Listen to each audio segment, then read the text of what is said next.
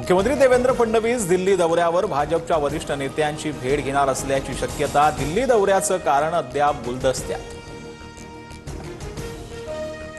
सुनेत्रा पवार उद्या उपमुख्यमंत्री पदाचा पदभार स्वीकारणार। अजितदादांप्रमाणे सुनेत्रा पवारही प्रत्येक मंगळवारी देवगिरी निवासस्थानी बैठक घेण्याची शक्यता।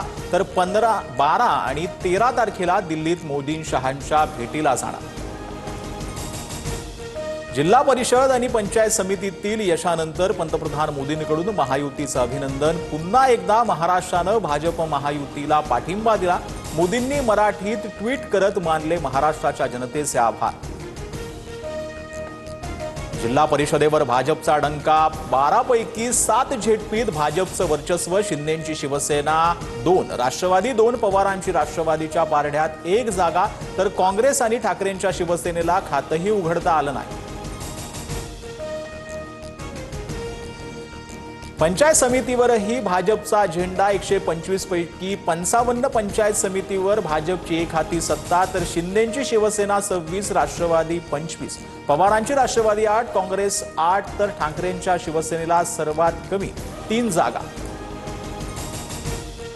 सर्व जिल्हा परिषदांमध्ये महायुतीची सत्ता। राज्यातील 7 झेडपीत भाजप नंबर 1 चा पक्ष। विजयानंतर फडणवीसांची पहिली प्रतिक्रिया।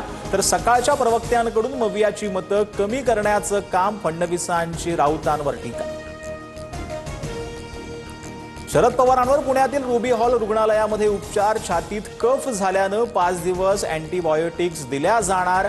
सध्या पवारांची प्रकृती स्थिर। सुनेत्रा पवारांसह पार्थ आणि जय पवारांकडून विचारपूस। पुणे जिल्हा परिषदेत दादांच्या राष्ट्रवादीची एक हाती सत्ता। सर्वाधिक 39 जागा जिंकत राष्ट्रवादीला स्पष्ट बहुमत। मोठ्या विजयानंतर कार्यकर्त्यांना आणि नेत्यांना अश्रूहाणावर विजय उमेदवारांनी सुनेत्रा पवारांसह पार्थ पवारांची भेट घेतली। रायगडमधील निकालानंतर तटकरे कुटुंब भाऊक। अजितदादांची आठवण काढताना अनिकेत आणि आदिती तटकरे एकामेकांच्या गळ्यात पडून ढसाढसा रडले। तर विजय अजितदादांना समर्पित करत असल्याचं सुनील तटकरेंकडून सांगण्यात आलं। झेडपी निवडणुकीत दिग्गजांच्या वारसांनी मारली बाजी। पुणे, सोलापूर, रायगड, रत्नागिरी जिल्ह्यामध्ये प्रस्थापित राजकीय नेत्यांच्या कुटुंबियांना घवघवीत यश।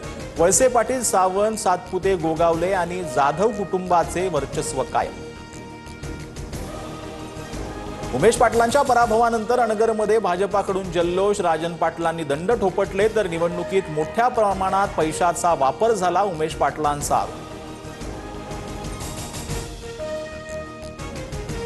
लातूर जिल्हा परिषदेत भाजप आणि राष्ट्रवादीची सत्ता। अमित देशमुखांच्या नेतृत्वाखाली 23 जागा मिळवत काँग्रेस नंबर 1 चा पक्ष। दादांच्या राष्ट्रवादीची 12 जागांवर दमदार कामगिरी। तर ठाकरे बंधूंनीही प्रत्येकी 1 जागा मिळवत खातं।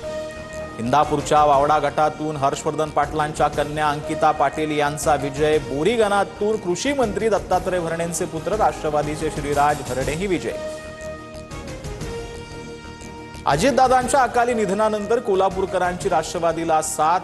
20 जागांवर विजयी। तर सतेज पाटलांची पुन्हा एकदा महायुती विरोधात एक हाती झुंज। 15 जागा पटकावल्या।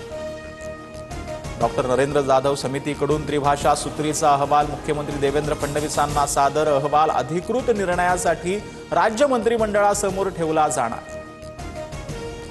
राज्यात लवकरच 70,000 पदांची नोकर भरती। नव्या पद्धतीनं भरती होणार। महाराष्ट्र लोकसेवा आयोगाकडून सुमारे 50,000 आणि आयोगाबाहेरील 20,000 पदांचा समावेश असणार। मुख्यमंत्री फडणवीसांची माहिती।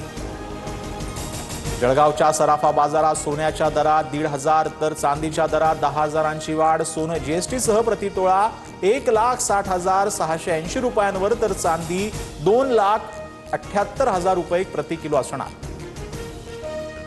T20 विश्वचषकात 15 फेब्रुवारीला भारत विरुद्ध पाकिस्तान सामना आयसीसीनं फटकारल्यामुळे पाकिस्तानला भारताविरोधात सामना खेळावा लागणार।